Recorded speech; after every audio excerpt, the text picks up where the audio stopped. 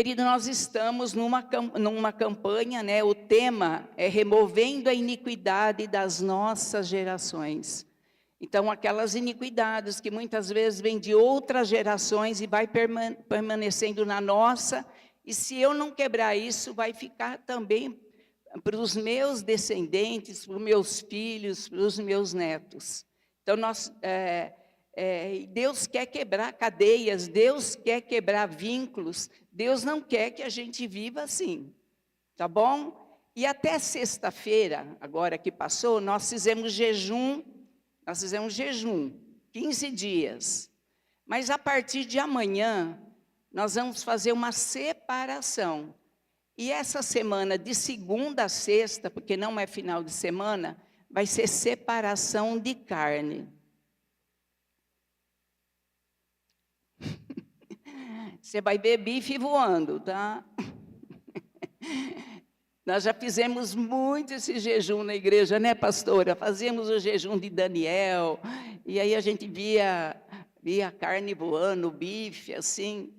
Mas é uma bênção, porque o jejum nos deixa mais aptos para ouvir a voz de Deus. E quando eu falo separação de carne, você não vai comer carne.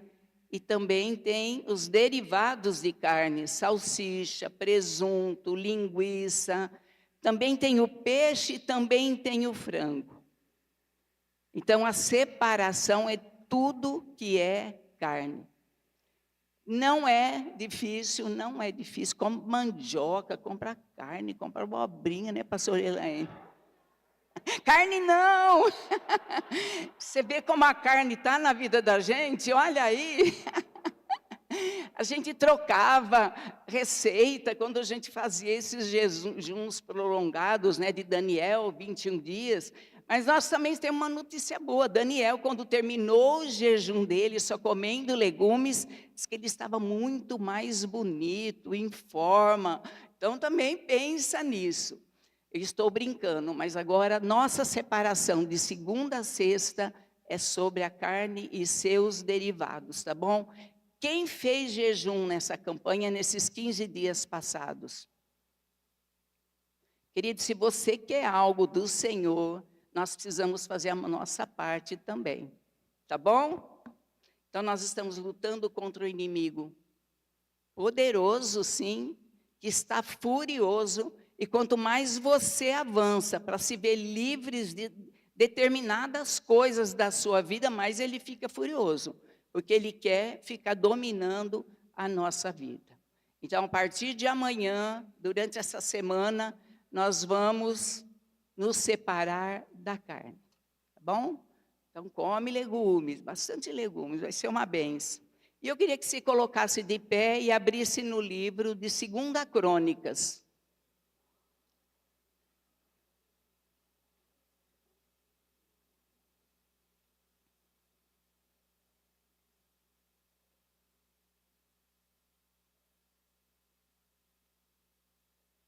Eu ministro libertação e cura interior já há 26, 27 anos, acho que até mais. E o que a gente vê, que pessoas que estão há anos na igreja ficam presas a determinadas coisas nas áreas das suas vidas. E ali nós cancelamos, renunciamos e tudo mais. E é isso que nós estamos fazendo nessa campanha. É isso que nós estamos fazendo. Eu estou na igreja há 10 anos, mas ainda tem uma área da minha vida que eu não consigo me libertar. Então vamos cancelar, quebrar vínculos e tudo mais. Seja vindo de outras gerações, bisavós, avós, tataravós, que às vezes tem por exemplo, meu pai adulterou, meu avô adulterou, e eu tenho uma tendência, eu vivo sofrendo com isso. E várias outras coisas que eu vou falar aqui hoje também. Então, 2 Crônicas 7,14 é um versículo muito conhecido que diz assim: se o meu povo, que se chama pelo meu nome, se humilhar e orar e me buscar e se converter dos seus maus caminhos, então eu ouvirei dos céus e perdoarei os seus pecados e sararei a sua terra. Vamos ler juntos agora? Se o meu povo, que se chama pelo meu nome, se humilhar e orar e me buscar e se converter dos seus maus caminhos, então eu ouvirei dos céus, perdoarei os seus pecados e sararei a sua terra. Vamos orar, né? Senhor, nós te louvamos nesse dia, Pai. Obrigada, porque nesse primeiro dia da semana nós podemos estar aqui. Obrigado pelo teu amor, pelo teu grande amor por nós, Pai. Obrigada por essa campanha que nós estamos fazendo, pela direção que o Senhor deu, Pai. Então eu peço nessa manhã que o Senhor sonde o nosso coração, sonde a nossa vida, vê se há em nós algum caminho mau, Senhor Jesus. Nós queremos, Senhor, nós queremos agradar o Senhor, nós queremos ser mais parecido com o Senhor na nossa caminhada nessa terra, Pai.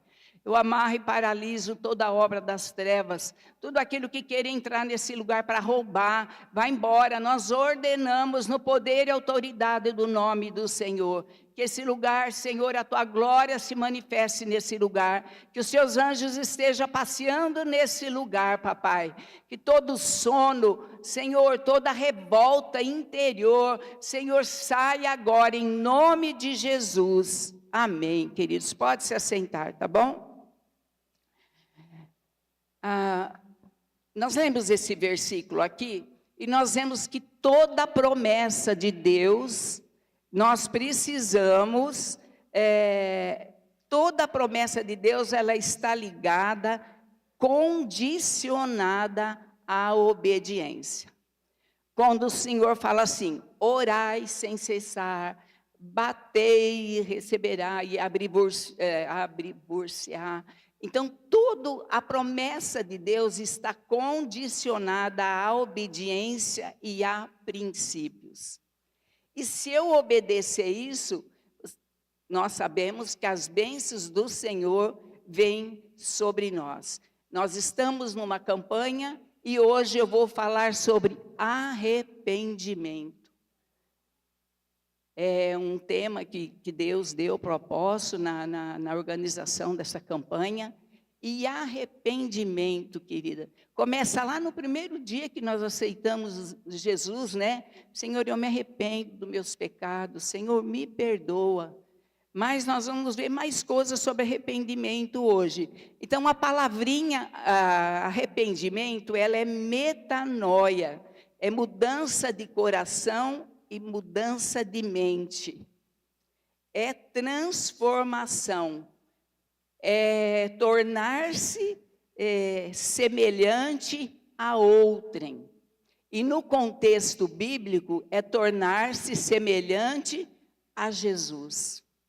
Eu quero ser cada vez mais ser parecida com Jesus. Então, o arrependimento nos livra isso, metanoia, mudança. Então, o poder do arrependimento e a experiência do arrependimento é o que nos leva, nos aproxima do Senhor Jesus. Não tem outra coisa que nos aproxima de Jesus sem o arrependimento dos meus pecados, das minhas iniquidades. É isso que nos leva à presença de Jesus e nos leva à santidade também. Porque a Bíblia diz que os nossos pecados, as nossas iniquidades, fazem separação entre nós e o nosso Deus. Então, se você tem orado, mas seu coração aí está duro em relação a arrependimento genuíno e não tem acontecido, então você precisa ver isso. Nós precisamos olhar para isso. E nós vimos aqui nesse versículo, aqui em 2 Crônicas, né? Se o meu povo, que se chama meu nome, o que aconteceu aqui? Salomão, filho de Davi, estava concluindo a construção do templo. Tem traduções que falam do palácio para Deus, tem até uma música que fala, né? Palácio para Deus. E Salomão, no capítulo 6 e 7, ele começa a fazer uma oração para o povo de Israel e para Jerusalém. E ele fala, é uma oração extensa, grande, e ele vai falando: se o meu povo pecar, se o meu povo desobedecer, se o meu povo for cativo, né, por outros povos, que o Senhor ouça a nossa oração, e assim vai. É uma oração muito grande. E aqui no 7:12 diz assim: de noite apareceu o Senhor a Salomão e diz para ele: ouvi a tua oração. A oração, ela é um diálogo. A oração não é um monólogo que eu fico lá falando sozinha. Ai, Deus. Você pode ter certeza que toda vez que você orar, Deus está ouvindo. E toda oração nossa tem uma resposta. Toda oração tem uma resposta, a não ser que o teu coração esteja, como eu já acabei de falar. Eu amo oração, amo orar, e eu sinto saudade do Senhor. Se eu passei o dia sem ler nada, sem ver nada, ou uma devocional, chega de noite, eu estou com um sentimento de saudade do Senhor. E eu vou lá para o meu canto e eu vou orar. E assim tem que ser com cada um de nós. Então, o Senhor fala com Salomão, né? E ele fala assim: se eu cerrar os céus de modo que não haja água, ou se ordenar aos gafanhotos que consumam a terra, ou se enviar a peste entre o meu povo, se meu povo orar, se humilhar, se o meu povo que se chama pelo meu nome se humilhar e orar e me buscar e se converter dos seus maus caminhos, então eu ouvirei dos céus. Isso te alegra? Eu ouvirei dos céus e sararei a sua terra. Você está precisando de cura aí na sua terra? Então creia que você vai receber. Por isso que lá em Daniel 10, aí o povo já está no cativeiro. O povo de Israel foi levado para o cativeiro. E lá em Daniel 10, deixa eu ver o versículo, Daniel 6, 16 a 12. Daniel se coloca diante da janela, lá no palácio que ele está. Daniel estava cativo ali da Babilônia, o povo estava cativo da Babilônia, e Daniel se lembrou dessa oração: se meu povo estivesse cativo, sem chuva, então, para eles orarem com as suas mãos levantadas em direção ao templo de Israel. E foi o que Daniel fez aqui, porque essa oração de Salomão ainda ecoava no tempo de Daniel. Então, a oração de Salomão era para que a bênção estivesse sobre a terra de Israel, que era um lugar de provisão e lugar de manifestação da glória de Deus. Depois você lê 6, 7, você vai ver que ali, quando Salomão estava orando, o templo se encheu de fumaça, se encheu da glória de Deus. E é interessante que ele diz aqui, ó, se meu povo. Tem uma condicional aqui, não tem esse se? Esse se parece que estragou tudo, né? Queridos, quem nós somos hoje? Quem, pastora? Nós somos povo de Deus. Nós somos a igreja do Senhor, nós somos um corpo de Cristo e nós somos povo de Deus.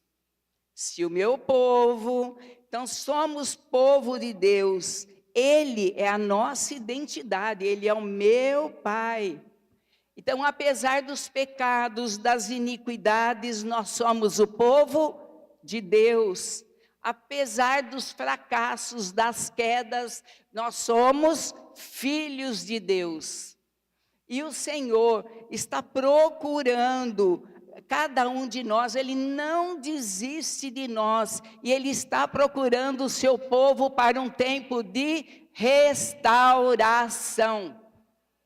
Perdão dos pecados, perdão das iniquidades, quebra desses grilhões que vêm de outras gerações, cancela e tem uma vida nova. Por quê? Porque Ele nos comprou. Eu não sou qualquer uma.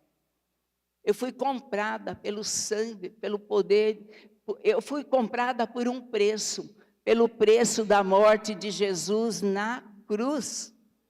Eu fui comprada, eu não sou. Não. Só que tem uma bênção aí, né? Tem privilégios, mas também tem uma imensa responsabilidade. Porque você é povo de Deus, escolhido por Deus, foi comprado por um preço, e o mundo está de olho em mim, em você. Onde eu estiver, o mundo vai estar de olho em mim. Os meus filhos estão de olho em mim. Ah, fala, tem alguém chamando, tocando a campainha, o telefone, fala que o papai não está. Mentira, é iniquidade. E meu filho vai crescer com aquilo. E quando ele crescer, se não for desmentido, pedido perdão para ele vai falar também. Fala que eu não estou. O mundo está olhando para nós, o nosso serviço, onde nós estivermos. Então, é um privilégio, mas também é uma responsabilidade. Eles estão olhando as nossas ações e nossas condutas, porque nós somos povo de Deus. Olha que lindo isso! Então, esse ser, meu povo, aponta para quem? O caminho de volta a Deus. Se meu povo orar, se humilhar, se arrepender dos seus maus caminhos, então eu ouvirei do céu, perdoarei os seus pecados. Tem algo para a gente fazer aqui. Primeiro ele fala de humilhar. Querido, gente orgulhosa não consegue orar na presença do Senhor. Não consegue se dobrar na presença do Senhor. Porque quando nós oramos, nós dependemos de Deus e falamos: Senhor, eu sou dependente do Senhor. Senhor, abençoa meu casamento, abençoa meus filhos, abençoa meu trabalho, abençoa a minha vida. E se eu tiver um coração orgulhoso, que eu acho que eu sei fazer tudo, Deus não vai me ouvir. Essa oração não vai chegar até o Senhor. Mas ele fala também de buscar a Deus, porque quando nós nos tornamos para Deus, Ele torna para nós, Ele nos ouve. E aí eu vou aguardar naquela ansiedade, o que será que o Senhor vai fazer? O que o Senhor vai fazer? Quando você ora sinceramente, com o teu coração sem um orgulho, dependendo de Deus, você pode aguardar, né? Pode aguardar. Porque hoje muitos querem bênçãos, mas não querem perder tempo com Deus. Você tem orado, irmão? Ai, não tenho tempo. Você tem lido a palavra? Ai, não tenho tempo. Então, como que você vai viver os milagres do Senhor? O Senhor nos chamou para ter uma intimidade com Ele como Pai. Ele é a minha identidade. Eu sei quem eu sou filho de Deus, eu sou povo de Deus, separado dessa terra. Nós estamos nesse mundo, mas nós não fazemos parte desse mundo. De todo esse sistema mundano, de todos esses demônios que dominam em todo lugar. Nós não fazemos parte disso mais. Se meu povo acreditar, eu vou libertar, eu vou perdoar, eu vou quebrar laços, eu vou quebrar grilhões, as iniquidades serão perdoadas, canceladas. Ele fala conversão dos seus maus caminhos. Arrependimento implica em rompimento com o pecado. Esses dias eu estava conversando com uma pessoa, ela falou para mim: pastor, eu preciso passar por libertação. Eu falei: tá bom, eu te entrego a ficha. Eu falei: você é evangélica? Ah, sim, desde pequena. Mas tem uma área da minha vida que eu não consigo me libertar. Querido, nós conseguimos nos libertar. Se eu quiser, Se eu orar, eu vou jejuar, eu vou me fortalecer e aquilo vai ficar para trás. Porque o arrependimento é a volta. Eu estou caminhando nessa iniquidade, nesse pecado. Senhor, eu me arrependo. Eu volto e vou para outro caminho. E não pensa que é fácil, é doloroso. Dói muito largar essas coisas do passado que me dá prazer, que sustenta a minha carne.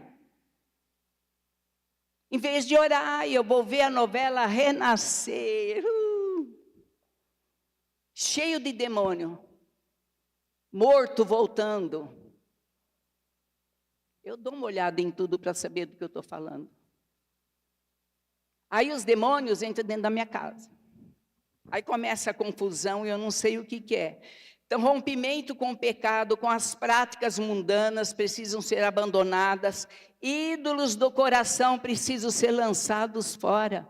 Mas, pastor, eu não tenho mais imagem na minha casa. Você não tem mais imagem, mas você idolatra patrão, idolatra pastor, idolatra carro, idolatra a mulher, idolatra o filho, idolatra dinheiro. Então, nós precisamos ver o que está no nosso coração. Desviar-se dos maus caminhos, do mau comportamento. E o arrependimento vem com a confissão de pecado e o abandono.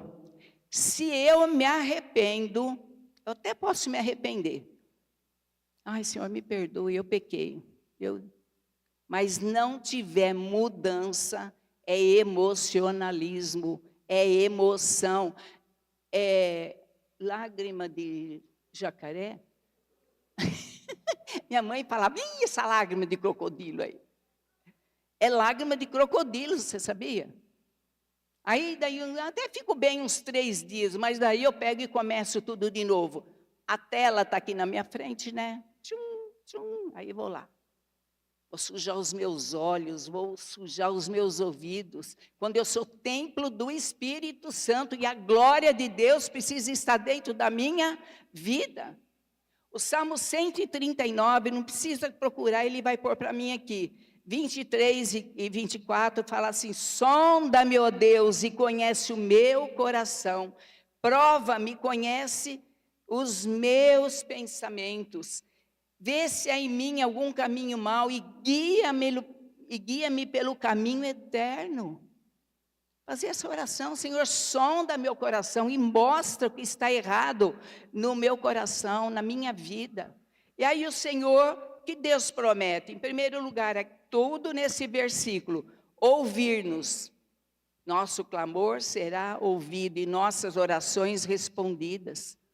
Ele vai nos perdoar, porque o Senhor nos perdoa.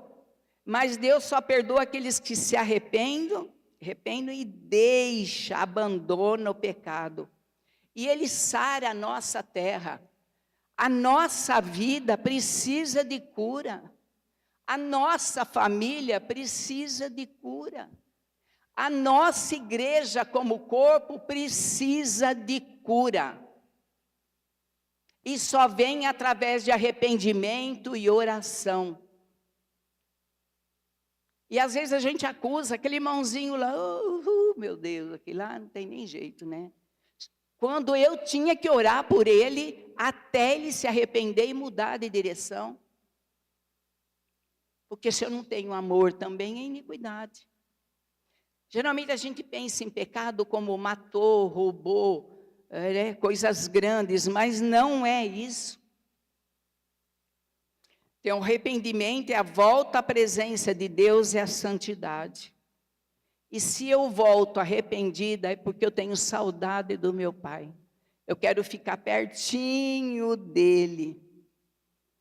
Quando a gente lê o Velho Testamento, você vai ver vários os profetas levando o povo ao arrependimento e fazendo coisas assim.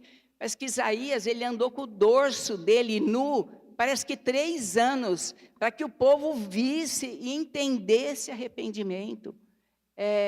Ezequiel, Jeremias, Isaías. Mas quando nós entramos no Novo Testamento, João, né, ainda é a lei ali no começo de Mateus, mas João já pregando arrependimento também. Então, que aconteça uma metanoia na nossa vida, né? Mudança de natureza. Ah, mas eu sou assim desde pequeno, eu não mudo. Então, tem uma iniquidade aí que você já tem que arrancar. Jesus diz assim: arrependei-vos, porque é chegado o reino dos céus. Os apóstolos, eles andavam com Jesus e eles assimilavam isso. Judas era apóstolo, não se arrependeu e foi se enforcar.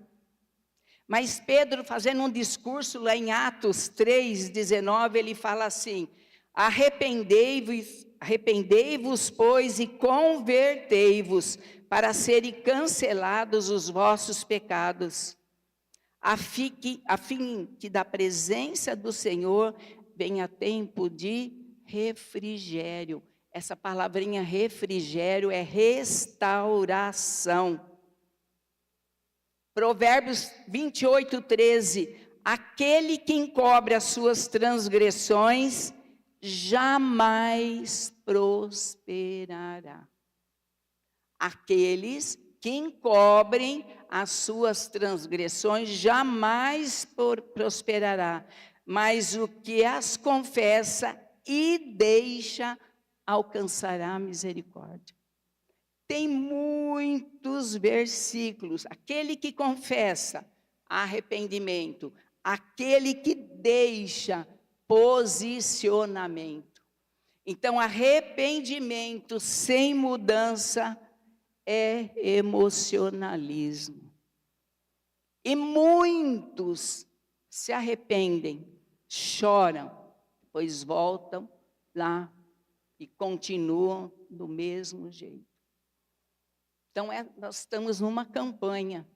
Vamos viver isso.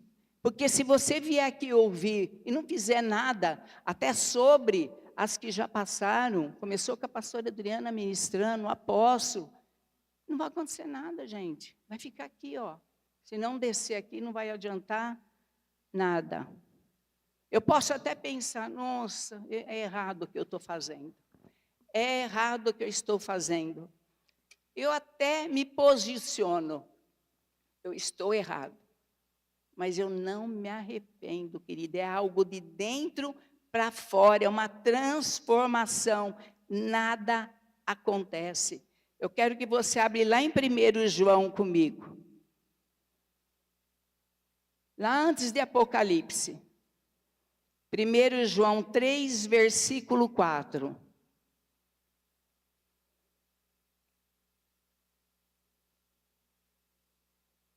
Diz assim: todo aquele que pratica o pecado também transgride a lei, porque o pecado é a transgressão da lei. Sabeis também que ele se manifestou para tirar os pecados e nele não existe pecado. Todo aquele que permanece nele não vive pecando. Todo aquele que vive pecando não o viu, nem o conheceu. Olha que sério isso. Se eu vivo pecando, acho que eu vou ter que começar lá do primeiro dia, aceitando Jesus como meu único Senhor e Salvador de novo. E olha o 3:8. Aquele que pratica o pecado procede do diabo, porque o diabo vive pecando desde o princípio. Para isso se manifestou o Filho de Deus, para destruir as obras do diabo. Todo aquilo que é nascido de Deus não vive na prática do pecado, pois o que permanece nele é a divina semente. Todo aquele que vive no pecado procede de quem? Do diabo. Do diabo. E o diabo é o pai da mentira. Ele vai te convencer. Ah, não é tão grave assim, não. Aqueles pastores lá ficam falando. Não é tão grave, não. Aquele pecadinho que você faz escondido lá. aquela iniquidade que eu vivo repetindo, e que se eu não cuidar, vai passar para os meus filhos e para os meus netos. E às vezes já veio de outra geração. A pastora falou sobre isso, idolatria, pais, avós, bisavós, idólatras, gera uma gama de problemas sexuais também. E eu não sou mais, mas cuidado com as outras áreas. Lá em 2 Coríntios 7:10, não precisa abrir. Diz que o Senhor opera em nós a tristeza que gera arrependimento. Tristeza segundo Deus. Você já pecou alguma vez e veio aquele sentimento? Pisei na bola com Deus. Mas, Senhor, me perdoa, eu tenho um advogado junto ao Pai, Jesus Cristo justo.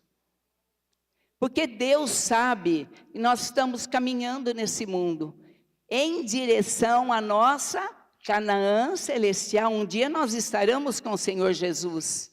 E Deus sabe que nós temos uma natureza humana, carnal, e que às vezes a gente como o apóstolo diz, o pecado tem que ser um acidente, não coisas repetitivas na minha vida. Mas eu não posso me tornar cativo daquele pecado. Pastora, eu não consigo não ter vontade de adulterar. Namoro impuro é fornicação. Tudo tem nome. E pecado tem nome diante de Deus. E não adianta falar assim, Senhor, perdoa as multidão dos meus pecados. Senhor, se eu minto, Pai, eu sou mentiroso, eu não sou honesto nas finanças, eu não sou honesto na minha empresa, eu não sou honesto com a minha esposa, eu não sou honesto na igreja, no corpo de Cristo. Tem nome, pecado tem nome. E quando eu me coloco na presença do Senhor, eu coloco os nomes, escreve, pode escrever. A minha mente, os meus sentimentos. 1 João 2:1 diz assim, filhinhos meus, essas coisas vos escrevo para que não pequeis. Eu já li isso, né? Se todavia alguém pecar, temos um advogado junto ao Pai, Jesus Cristo, o justo. Então eu quero falar 2 pontos para você aqui. Qual o poder do arrependimento em minha vida? Então, primeiro deles, o arrependimento gera transformação. Quando ele é genuíno, ele gera uma nova postura de vida, que é a metamorfose, né? Metamorfos, passa por um processo de transformação. Significa que quando eu passo por esse arrependimento, aquela situação que me escravizava não vai me escravizar mais. Porque o pecado nos torna escravo. Eu sou escrava do pecado, eu não sou livre. E nós cantamos aqui, eu sou livre. Só que o pecado nos escraviza. Aí eu começo, né? Às vezes pessoas vêm e falam, do diabo, né, pastor? Né? O diabo está acabando comigo. O Senhor não te chamou para o diabo acabar com você. O diabo tem um limite para chegar até você. A não ser que as brechas estejam abertas. E não é o diabo, é a nossa carne, a fraqueza da nossa carne. E eu quero que você abra lá em Isaías capítulo 6.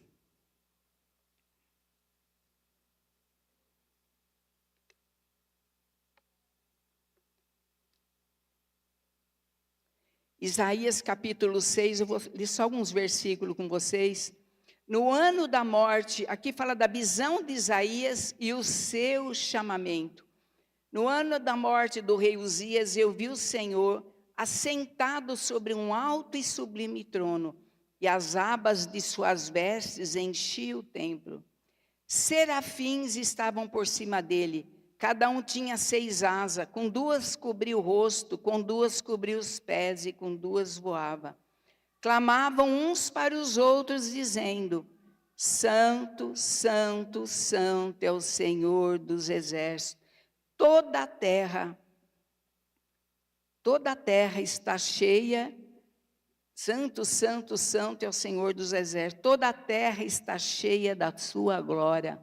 Vamos repetir comigo? Santo, Santo, Santo é o Senhor dos exércitos. E toda a terra está cheia da sua glória. Amém, querido? Está cheio da glória de Deus.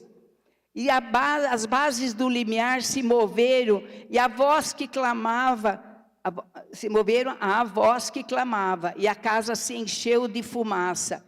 Então disse eu: ai de mim, estou perdido, porque sou um homem de lábios impuros, habito no meio de um povo de lábios impuros, e os meus olhos viram o Rei, o Senhor dos exércitos. Então um dos serafins voou para mim, trazendo na mão uma brasa viva que tirara do altar com uma tenaz. Com a brasa tocou a minha boca e disse: eis que ela tocou os teus lábios, e a tua iniquidade foi tirada, e perdoado o teu pecado. Isaías, um profeta do Senhor. Só que se você ler uns 2 capítulos antes, aqui anterior um pouquinho, o rei Uzias tinha morrido, e estava passando por um tempo difícil a nação. Isaías começou lá no 5:8. Ai dos que fazem isso. Depois no 11. Ai dos que fazem aquilo.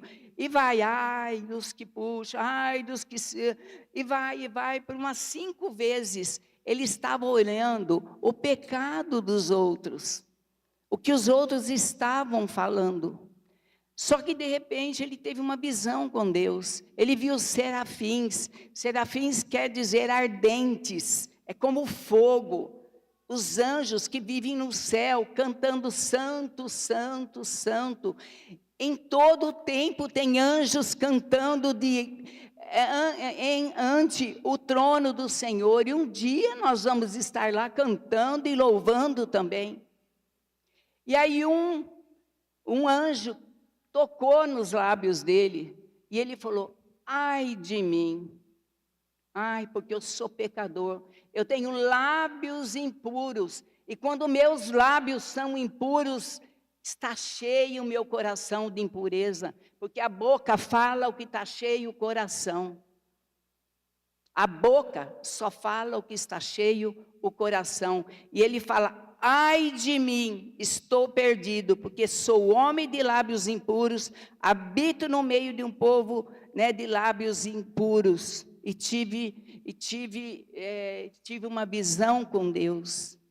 E aí diz que o pecado dele é perdoado e retirado as suas iniquidades. E depois ele ouviu a voz do Senhor dizendo: a quem enviarei? E a quem há de ir por nós?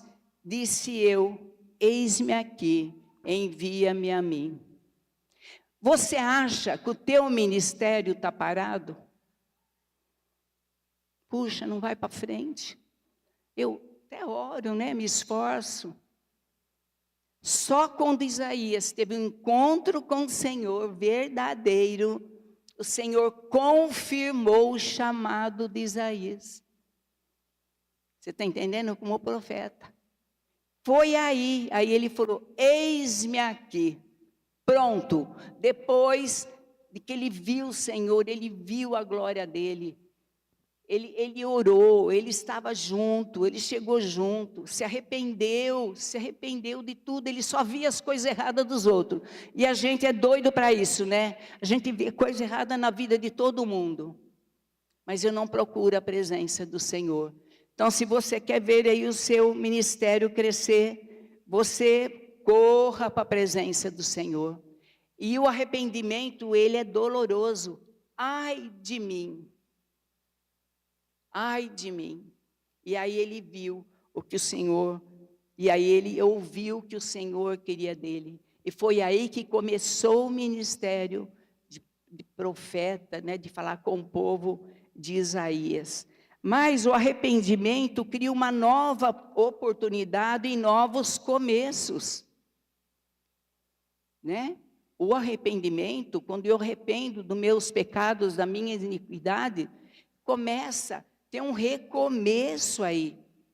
Todo mundo conhece Davi? O rei Davi, já ouviu a historinha de Davi? Até as crianças já ouviram, né? E lá em 2 Samuel 11, eu vou contar a história, eu não vou ler tudo, tá bom? 2 Samuel 11, fala que Davi, os valentes de Davi, ai meu Deus, estavam todos na guerra, porque o reino ainda estava em guerra, mas Davi ficou no seu palácio, na casa real. E um dia Davi levantou tarde, foi para o terraço da sua casa, e ele olhou, estava olhando para Jerusalém, e seus olhos viram uma mulher se banhando, se purificando. Ele perguntou, ele teve uma atração por aquela mulher. Davi, um homem segundo o coração de Deus, que escreve salmos, será que Davi não sabia que ele ia praticar uma iniquidade aqui? Porque a iniquidade é aquilo que eu pratico e eu sei que é pecado. Davi chamou empregados dele e falou, traz aquela mulher até mim. Quem é ela? Ah, mulher de Urias, o heteu, faz parte do teu exército, faz parte dos 32 dos valentes, e Urias estava na guerra. Ele deitou com a Betseba engravidou, aí ele mandou chamar Urias para limpar dele, né? Agora engravidou, e eu sei que ele fez de tudo com esse Urias, para Urias ir até a casa dele e dormir com a esposa. Urias não foi. Ele chamou Urias para comer junto, Urias embebedou, ele mandou ele para a casa dele. Urias dormiu lá com os servos. Ele falou, como que eu posso dormir na minha casa com a minha esposa, se o exército está lá orando, a arca do Senhor está numa tenda, como que eu posso dormir com a minha esposa? Aí o que Davi fez? Não tem jeito esse homem. Davi pegou e escreveu uma carta para Joabe, o comandante lá do seu exército, mandou por Urias essa carta, falando para colocar Urias no lugar da guerra da luta mais ferrenha, lá onde tivesse pior. Joabe pôs e Urias morreu. Ó, vai olhando o que vai acontecendo. E aí, Urias morreu. Aí ele se casa com Betseba. E ela tem um filho. Mas nesse pedaço, vem Natã, o profeta, conversar com Davi. E conta uma historinha para ele que está no capítulo 12. Fala que havia um homem rico, um homem pobre, e o homem pobre só tinha uma ovelhinha, mas o homem rico preferiu aquela ovelhinha. Ele vai contando a história. Quando Natã, o profeta, terminou, falou assim, Davi ficou furioso. Pode mandar matar ele. Pode mandar matar. E ele vai restituir 4 vezes mais do que ele roubou. Aí Natã olhou para ele e falou, é você esse homem, Davi. É você que pecou. É você que adulterou. E ainda diz que as consequências não sairia da casa dele. Haveria consequências. E se você continuar lendo a história de Davi, você vai ver que teve consequências na geração dele. Mas, lá no capítulo 13, 12, 13, então disse Davi a Natã, pequei contra o Senhor. Disse Natã a Davi, também o Senhor perdoou o teu pecado. Você não morrerá, mas como fosse que com isso desse motivo a que blasfemassem os inimigos do Senhor, também o filho que te nasceu morrerá. E essa criança morreu. Ele jejuou, ele orou, ele fez de tudo, mas a criança morreu. E depois ele se casa novamente com Betseba, ela já viúva, né, com uma situação regularizada, e aí tem um filho, que é Salomão, escreve aquilo que eu li no começo para vocês. E Davi teve uma nova oportunidade. Mas eu quero que você abra no Salmo 32. Vou ler alguns versículos e eu já termino. Salmo 32, versículo 1, diz assim: Bem-aventurado aquele cuja iniquidade é perdoada, cujo pecado é coberto. Bem-aventurado o homem ao que o Senhor não atribui iniquidade. Bem-aventurado o homem a que o Senhor não atribui iniquidade, em cujo espírito não há dolo.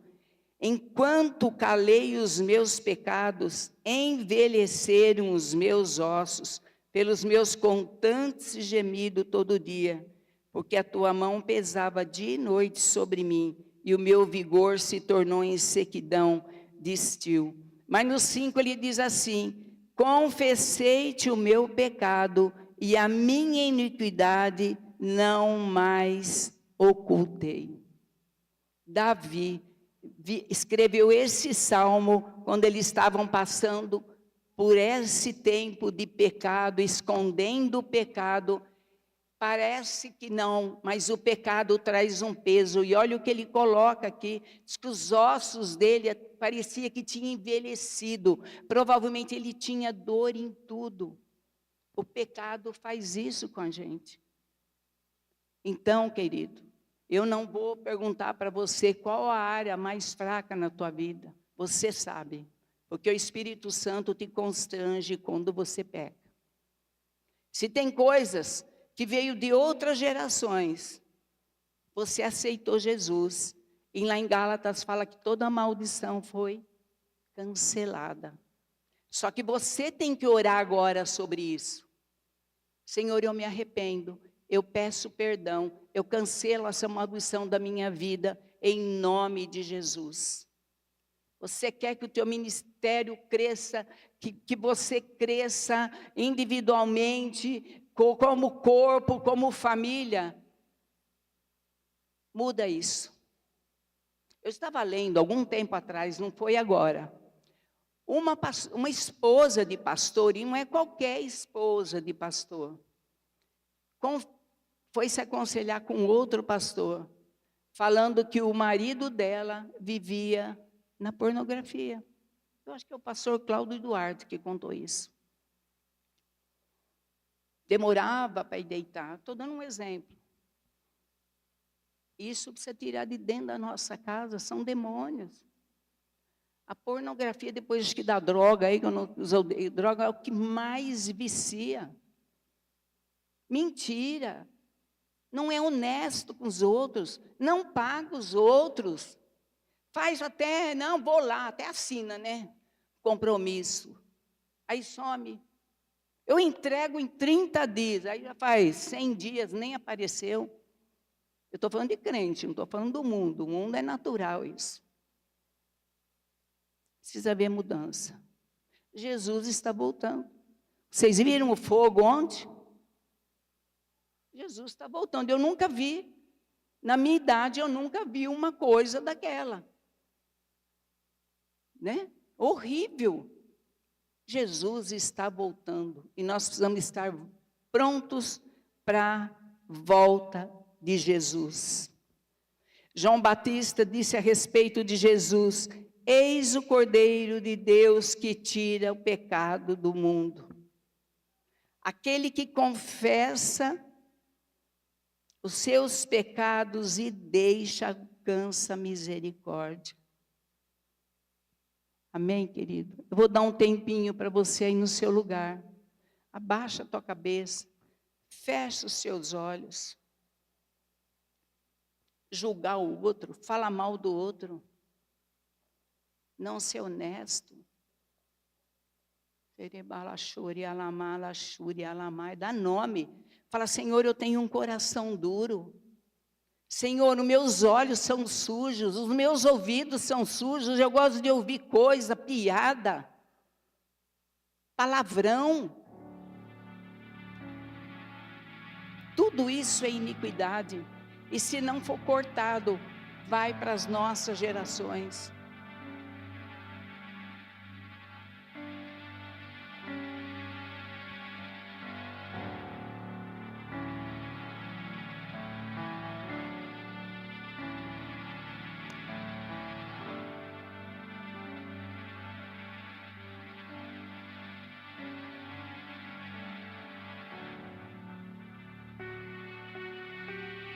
Coloca diante de Deus essa situação, essa iniquidade, essa maldição.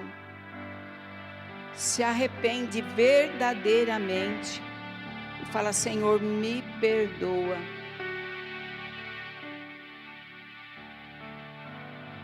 E o Espírito Santo está tocando em você nessa manhã. Ah, pastor, eu não peco, né? Até brilho, tem uma auréola aqui na cabeça. Mas pede para o Espírito Santo mostrar. Deus perdoa as iniquidades, sara as nossas enfermidades. Quem da cova redime a nossa vida e nos coroa de graça e misericórdia. Iniquidade e pecado traz enfermidade também para o nosso corpo. Xerebalassori alamala shuri alamaia.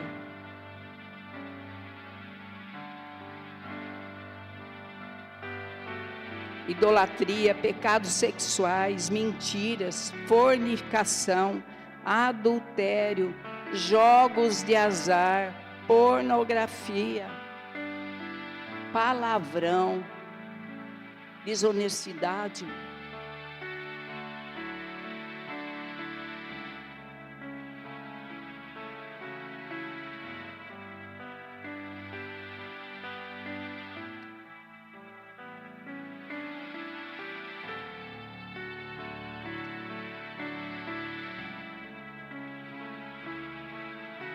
Se você já orou, se coloca de pé, nós vamos fazer uma oração juntos agora. Mas depois você vai continuar orando, e o Espírito Santo vai trazendo as coisas, e vai tirando o peso das costas, vai tirando a culpa, vai tirando aquela tristeza, que o pecado ele gera tristeza em nós. Fala assim comigo: Senhor Jesus, anula todas as sentenças, laços de morte. Não deixa, Senhor, Satanás se apropriar de uma legalidade que destrói casamentos, que destrói famílias e destrói ministérios. Silencia o acusador, Senhor. Silencia os demônios que me bombardeia com acusação. Eu peço perdão, Senhor. Eu me arrependo. E peço agora que o Senhor tire toda a consequência do pecado dos meus bisavós, avós e dos meus pais. Cancela nessa manhã, Senhor. Quebra esses grilhões. Me liberta disso. Em nome de Jesus. Eu não quero mais pecado nenhum sobre a minha vida e sobre a minha geração. Em nome de Jesus. Eu peço, Senhor, eu te agradeço por tudo de bom que veio dos meus antepassados. Aplica o poder do teu sangue entre a minha vida e a vida dos meus pais, avós, bisavós, tataravós.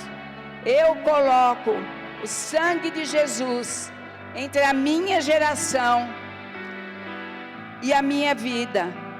E eu declaro que os poderes das trevas já foram quebrados hoje.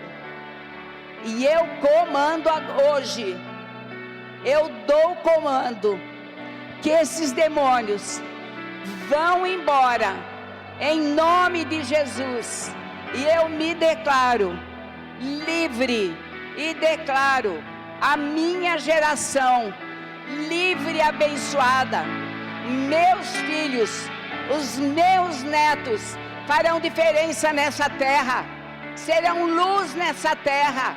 E quando eles chegarem, a sombra vai sumir, em nome de Jesus. E eu peço, Senhor, que o Senhor restaure a minha vida. Me perdoa, Senhor, se eu tenho desobedecido, mesmo conhecendo a Tua palavra e sabendo que é errado. Me perdoa, Senhor. E Espírito Santo, me mostre coisas ainda que estão erradas. E eu vou continuar orando. Eu vou me separar, porque eu quero receber mais do Senhor, em nome de Jesus. Amém, querido? Dá uma salva de palmas para o Senhor.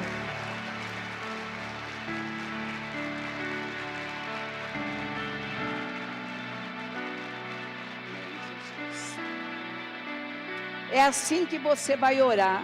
O Espírito Santo pode trazer outras coisas no teu coração. Você vai falar em nome de Jesus. Senhor, eu peço, eu confesso, eu peço perdão ao Senhor. E cancela essa maldição da minha vida em nome de Jesus. Cancela. Pede perdão para o Senhor e cancela. Acabou. Amém? Vamos orar. Senhor Jesus, Pai, eu peço a Ti agora que o Senhor abençoe Teus filhos, que o Senhor abençoe nossas vidas. Papai, que possamos ir para casa debaixo do Teu cuidado, debaixo da Tua graça misericordiosa. Guarda o nosso dia, guarda o nosso domingo, guarda a nossa semana, Papai. Guarda, nós queremos ficar no Seu esconderijo, Jesus, e que Satanás e seus demônios não cheguem perto de nós, nem da nossa família, nem dos nossos bens, em nome de Jesus. Que você vá em paz, debaixo do poder do Senhor, debaixo da mão do Senhor. Deus abençoe, em nome de Jesus. Amém?